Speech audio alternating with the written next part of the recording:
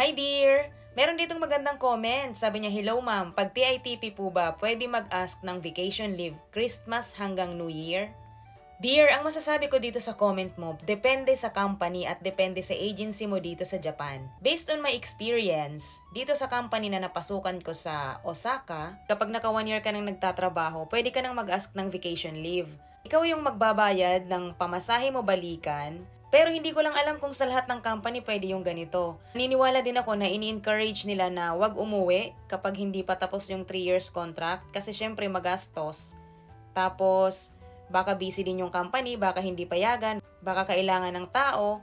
Na-experience ko din kasi before na nagkaroon kasi kami ng emergency sa bahay sa Pilipinas.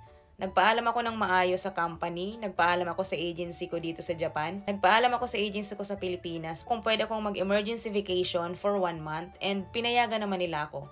Pero ako yung gumastos